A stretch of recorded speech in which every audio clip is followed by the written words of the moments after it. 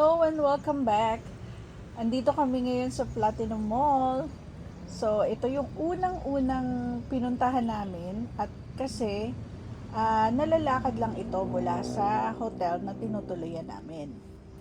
So, dito sa labas ng Platinum Mall, ito yung isang building, ang tawag nila dito, Zone 1. May currency exchange sa kanan, dyan kami nagpapalit ng pera. So, ito yung level 1. Pasensya na guys, wala akong masyadong video kasi hindi ko rin ina-expect na babalik pala ulit ako sa pag-vlog dahil matagal na akong hindi nagpo-post. Ngayon, dito sa level 1, marami talagang mura guys. Sobrang mura. I'm comparing the price with Singapore kasi doon ako nanggaling. Sino ang 3XL? Si Luis? Yan, ito. Gusto mo ba yung green? Pero kung i-compare mo yung price sa Philippines, hindi ako sure. Ang dami rin mura sa Pilipinas katulad sa Taytay Tiangge. Hindi ko lang na iba-vlog kasi nga wala akong time, naipon na yung mga videos ko. So, I think these videos, pinagtabi-tabi ko na siya ha. Nasa level 2 na yata kami. Tapos, itong boutique na to, itong Egg Boutique, puntahan niyo yan guys. Ang gaganda ng mga damit nila. Sobra. Be, buy 3 Binigyan nila ako dito ng free bag. After dito nagutom kami, so umakyat na kami. Parang level 7 yata ito or 6. So, dito yung kanilang food floor. Dito, makakabili ka gamit ang card na ibibigay nila sa'yo para loadan. Yung card na yon, bibili ka ng load or top up. Tapos, yung value nun, pag hindi mo naubos pambili, yun ay babalik nila sa'yo. Mariripan mo ulit sa kanila, babalik mo yung card sa kanila. Actually, may ganito rin sa Singapore nung araw saka sa Malaysia eh. Parang medyo laging behind yata itong Thailand kasi matagal nang hininto yan dito sa amin. Ewan ko lang sa Pilipinas kung may ganyan din. Para sa akin, very troublesome talaga yun eh. Kasi isipin mo, hindi sila tumatanggap ng cash tsaka ng card. So, pipila ka dun sa naka-assign na nag-a-accept ng mga bayad. Para siyang dedicated na cashier na centralized. Tapos, daming nakapila sa bago ka makakain, magpapapalit ka pa ng pera. After namin kumain, bumaba kami dito, parang level 4 ata ito, or level 2. Hanapin nyo na lang. Itong Moshi Moshi, may binili lang kami ditong small items, pero ang price niya, hindi siya mura, pero hindi rin naman mahal, tama lang. Tapos yung mga items niya, mas kamukha nung mga Treppy. Alam niyo yung high-end ng Daiso. Ganun. Marami siyang ganun. First time ko lang nakakita ng ganito. Hindi ko alam kung sikat tong Moshi Moshi o baka Thailand to eh. Hindi ko sure kung Korean or Japanese or Thailand. Pero wala, normal lang din. Yung kung saan bansa ka man nanggaling, kung bibili ka lang ng mga small items na mabibili mo lang sa Daiso. Halos ganun lang din. Nothing special. Para siyang isang malaking Miniso. Kasi marami siyang range ng items niya. Meron siyang housewares, meron siyang accessories, meron siyang cosmetics, stationeries, toys, ganyan, apparels. May mga t-shirts nga siya tsaka mga pangbahay. Tapos, mga beauty products, marami din siya. Stationaries. Yan, na-mention ko na ba? Hindi ko siya alam kung ano special sa kanya. But, some of the items, walang kamuka dun sa mga tinitinda dito sa amin sa Singapore na mga ganyang klase. Hindi ako sure sa Pilipinas eh. Punta ako sa Pilipinas this year, then check out ko. Bablog ko din. Dito na, sa labas.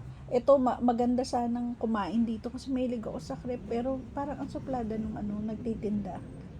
Parang wala siyang gana magbenta. Pagka ganun ng tindera, ayoko na rin bumili. Kaya ito halos fast forward ko na. Okay, ito yung sa labas ng Platinum Mall. Tumawid kami sa labas niyan, tapos sumakay kami dito sa tuk-tuk. Okay, wait, huwag kayo mako-confuse ha. This is our third day, but our second time going back to this Platinum Mall. Kasi yung isang sister ko, imimit na naman namin dyan. Dahil, ewan ko ba bakit balik siya ng balik dyan, anong binabalikan niya sa mall na yan. So, for the purpose of continuity, at dahil Platinum Mall na naman, so dinugtong ko na siya dito sa first day, itong third day. Para lang matapos natin tong segment about Platinum Mall. Bumiinom naman akong gamot eh. Ano gusto mo, Starbucks o French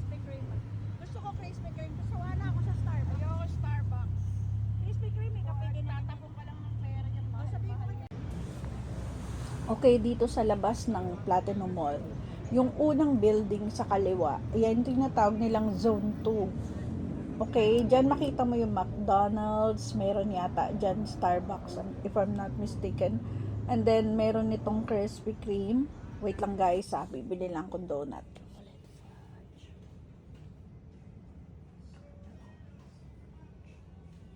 What flavor is this? The green one is this. Sobrang mura pala ng presyo ng Krispy Kreme dito. Nasashock ako. Kasi halos 1/3 lang to ng price sa amin ng isang Krispy Kreme Brown donut. butter? Oh, Parang kalahati lang ng presyo ng Dunkin' Donut dito this sa one is amin. strawberry? How about you guys? Can you share kung ano yung location mo at magkano ang average price ng Krispy Kreme donut sa inyo? One. Dito sa loob ng Zone 2, sa Level 1, merong shop na Eve and Boy. Very interesting kasi super mura niya. Pero hindi ako sure kung dahil naka-sale lang siya on that day. Alam nyo naman ang mga bilihan, di ba lagi nila sinasabi sale, kahit yun naman price, hindi naman talaga sale. Ito talagang sobrang mura. Bumili kami ng toiletries, bumili kami ng lipstick na Maybelline, super mura. Tapos, lumabas kami yan, bumalik kami sa Zone 1. Dito na kami ngayon sa basement kasi nga nag-Starbucks kami. Magkakatabi yan magkakadikit sila. Starbucks, Mr. Donut, Auntie Anne's. Ang cute, no? Disney naman yung Mr. Donut dito kanina sa Krispy Kreme, may Snoopy naman. Okay, itong Auntie Anne, isa pa to. Napakamura compared dito sa Malaysia at dito sa Singapore. Ang layo ng price. Hindi masyadong malayo sa Malaysia, almost the same. Pero sa Singapore, siguro dahil sa cost ng mga rent sa labor. Pero, edi nagpabalik-balik ako. Mura kasi Grabe, sobrang haggard. Pagod na talaga ako niyan dahil ang init dun sa temple. Grabe.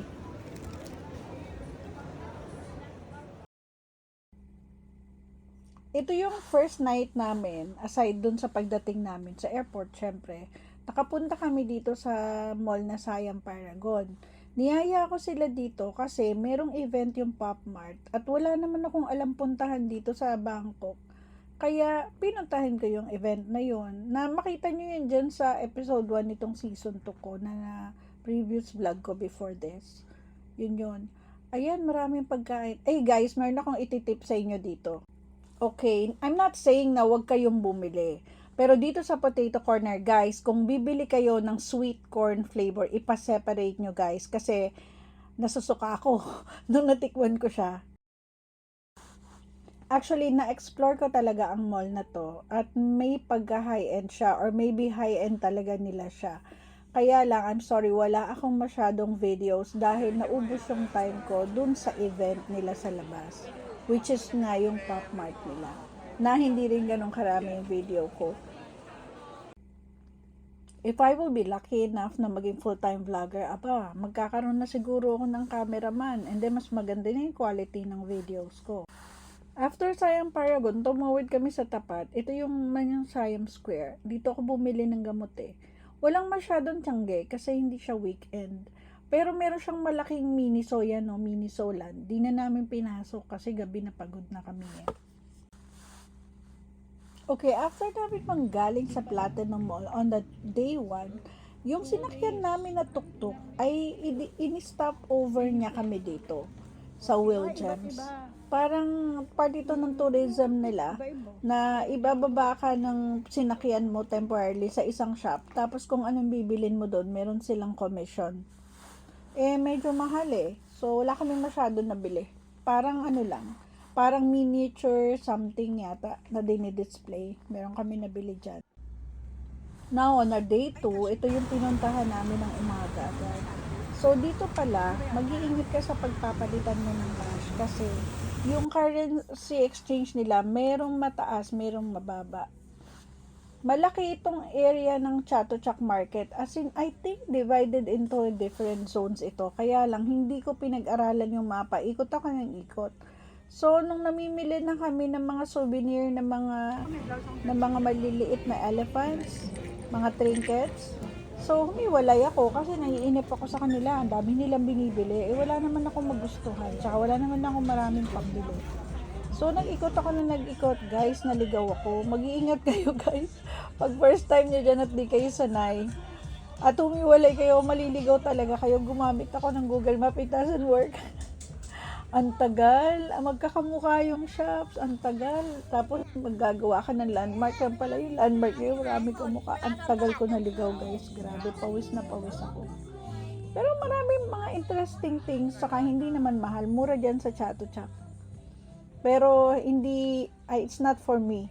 Lalo na mga anak ko, mga puro lalaki. So, wala akong makitang quality na item na panlalaki. O may nakita ko mga leather bags na panlalaki, pero hindi siguro para sa mga generation nila. Anyway, nakakapagod dyan. Kailangan dyan mag-rubber shoes ka or casual shoes, any comfortable shoes, kasi lakad ka ng lakad. Saka huwag ka mag-expect na pagkakain ka o upo ka, kasi hindi lahat ng lugar may maupuan. So yan, standing ka kakain, bibili ka ng food. Pero super mura. Mura yung food, mura yung bilihin. Guys, ito lang tip ko sa inyo. Kung mamimili kayo ng marami, magdala kayo ng trolley bag. Kasi kapag marami na kayong bitbit at wala naman kayong dalang sasakyan, may matatama rin na kayong tumuloy eh. Hanapin nyo to agad itong mall na to sa gilid niya eh. Kami dyan kami nag-toilet, dyan kami kumain. Lumabas ulit kami, tas bumalik ulit kami dyan. So, hindi ko natuloy maalala paano ba kami nakauwi. Kasi hindi ko alam kung wala naman ako nakitang taxi. Yan, tingnan mo, hindi ko natuloy matandaan. Paano na nga ba kami nakauwi? Nag-taxi yata kami, guys, kasi ang dami namin bitbit. Tapos bumili pa kami ng painting dyan. Pakikita ko sa inyo, guys. Okay, pagpasok mo sa loob, nasa taas yung food court. At ganun na naman, guys, magpapapalit ka na naman, babibilin mo na naman yung may load na card na pambili mo ng food. Same dun sa Platinum Mall na food floor, same din dun sa food court ng Siam Paragon. I think parang siguro system na ng mga food court nila yan dyan sa Thailand or dyan sa Bangkok. First time ko kasi sa Bangkok eh. So pag akyat namin dun sa taas na floor, ito nadaanan namin itong mga Space Molly. Actually, hindi ko alam ba't naka-display yan dyan, kung for sale ba yan o ano. Yan sa level sa taas, just walk straight. Makita mo na agad tong food court sa dulo. Yung nakita mong counter yan sa kanan, dyan ka bibili ng load ng cash card. Pagkatapos, maraming klase ng pagkain. Kaya lang, huwag mong pipiliin yung pipila ka pa, magugutom ka, matagal talaga silang bago. Hindi ko sinasabing hindi masarap dyan, guys. Sa totoo lang, wala talaga kami nagustuhan dyan na food. Ewan ko lang kung isang kapatid ko na promotor na maraming beses na nagpunta dyan sa Thailand, kung talagang nasarapan niya. Kasi parang siya nag-i-endorse sa amin, tapos tinatawanan niya lang kami. Pero kayo ba, guys, sabihin nyo nga, naggaling na ba kayo dyan sa mixed food court na yan? Comment down below nga, guys, kung may ano ba masarap dyan, at baka magawin na naman ako dyan eh. Kasi, in fairness naman, dahil mura, hindi ka nang manghihinayang mamili pang pasalubong. Bayad na? Oo. Ano, naroon yun na niya? Di ba maganda naman? Year of the month. No, next time. Spaceship high for you. Later. I'll think about it. Nasaan yung printing na binili mo? Dito dun sa papuntang, may binila ko yung extension. At may bisita kami Kailangan sa farm. kubera niya yung harap. Kasi, It will be protected, right? You will roll it. yeah. Kasi Maganda ang oil magdidikit. painting, di ba? Oo, meron ako sa bahay na oil painting. Maganda, yellow and white flower. Dito sa tindahan ng mga paintings, hindi ako makakapag-comment or makakapag-recommend sa inyo, guys. Kasi hindi ako ang bumibili, sila lang. Dahil dito sa Singapore, alam niyo ba kung saan ako bumibili ng mga paintings? Sa mga thrift shop lang. Kung minsan naman, may maraming expat dito na yung iba, babalik na sila sa UK. Tapos lahat ng laman ng condo nila, isi-sale nila, mag-i-invite sila ng mga tao. Yun, minsan nakakabili ko doon ng mga ganyang klase ng gamit. Artworks or painting. Pero yung ganyan, bibili ko ng brand new. Ako, hindi. Hindi ko pa level yan, guys. Wala akong budget sa ganyan.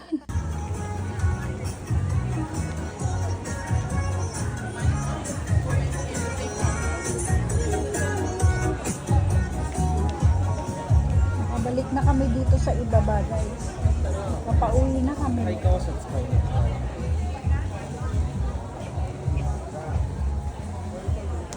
And you can maybe smell one and Có đi diễn với thì mà phải có đi ba lần rồi này có. Dito naman yung last day namin bago kami umuwi. Ito yung huling gabi namin. Pumasok kami dito sa Central World. Ang reason na nagpunta kami dito sa Central World is gusto ko umattend naman itong pop-up event sa labas. Yung yung Disney Magic and the Stars. Yung dalawa naman, pumasok sila parang H&M yata yon or Zara. Pumasok sila sa loob nun, tapos nag-shopping na naman sila, guys. Ako naman, talagang ayaw nila akong samahan sa labas, pero hindi naman sila interested sa mga gusto ko. Yung mga pambata, yung mga cartoons, pop culture, anime, sanrio, hindi sila interested. O guys, huwag nyo na itanong sino mas matanda sa amin. Basta ganun na lang. Hindi sila interested. So, nag-shopping sila dyan sa loob. Maraming bilihan dyan, guys. Tapos, may Cheesecake Factory, guys. May Shake Shack. That evening, sa labas ng Central World, merong Bangkok street food. Tapos, may event ang Disney. So, lumabas ako, tumawid ako sa bridge, papunta sa The Market. And then, nakapasok ako sa House of Little Bunny.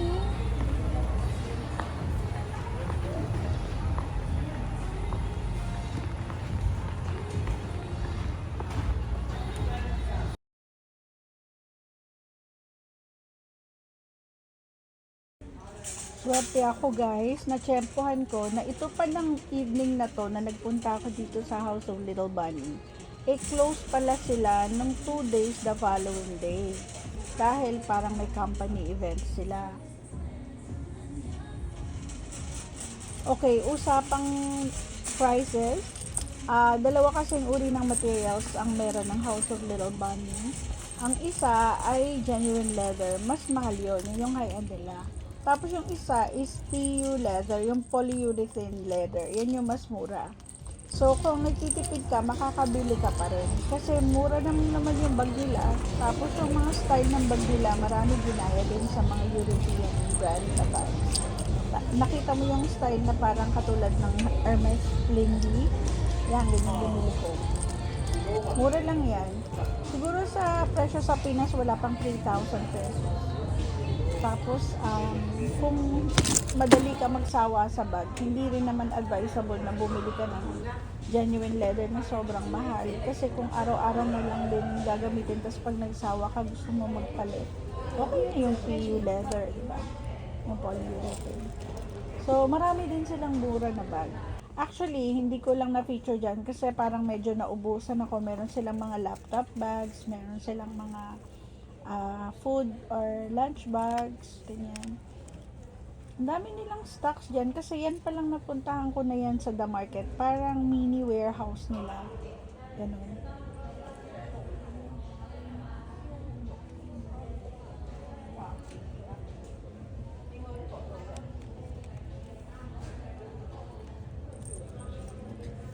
Actually, guys, that evening na nandyan ako, mas maraming namimili na Filipino kaysa local.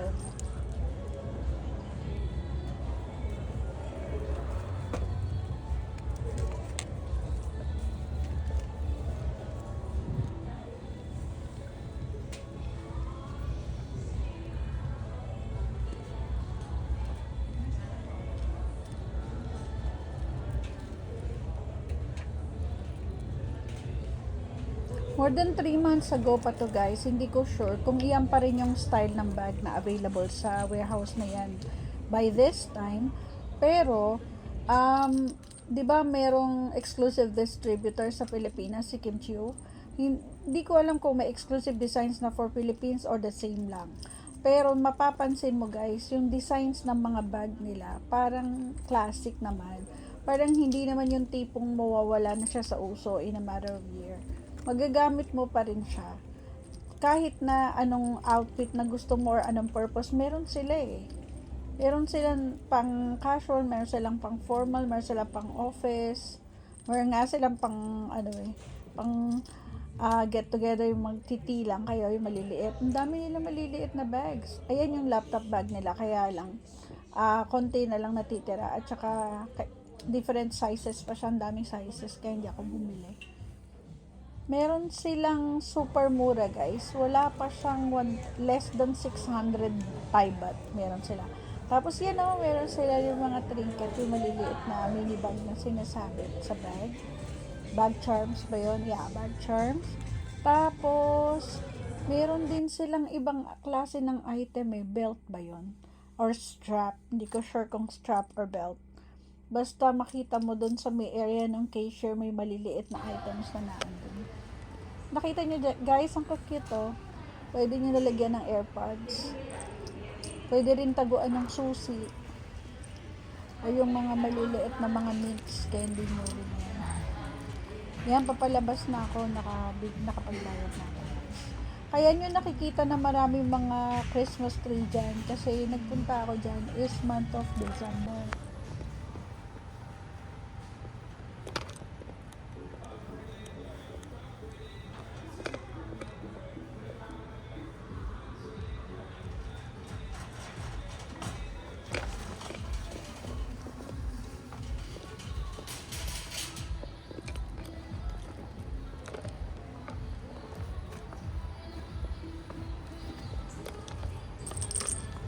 Okay guys, kung gusto niyo malaman kung saan itong location na to, tandaan niyo pag nandito kayo sa Central World, dito sa baba niya, meron kayong makikita yung bridge na yan. Tatawirin niyo yung bridge sa tapat ng Central World. Katabi ng Big C, yan, nakita niyo yung malaking escalator na yan. Andun lang sa likod nun, The Market. Yun yung tatanaw niyo sa kanan, yung may nakasulat na The Market sa taas. Tapat mismo niyang nakikita niyo yung building ng Central World. After nyan, nag-order ako ng take-out sa loob, sa Shake Shack. Tapos, inuwi ko na lang sa hotel.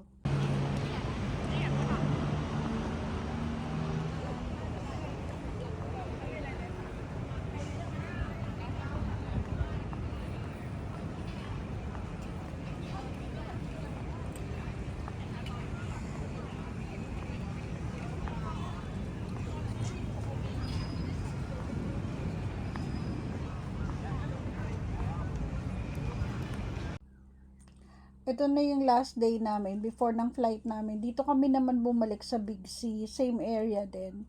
Wala kami mapiling kainan, pero may magandang food court din dyan. Dito kami kumain sa Yayoy, sa taas ng Big C. Okay naman ang food niya, pero hindi na kami nag-order ng dessert. Doon sa baba, yan, merong Dairy Queen. Nag-Dairy Queen na lang kami habang naghihintay kami ng taxi. That's it guys. Salamat sa panonood at abangan ninyo sana yung mga susunod kong videos about this Bangkok series. Don't forget to like and share. Who told you that it was too late? When was it that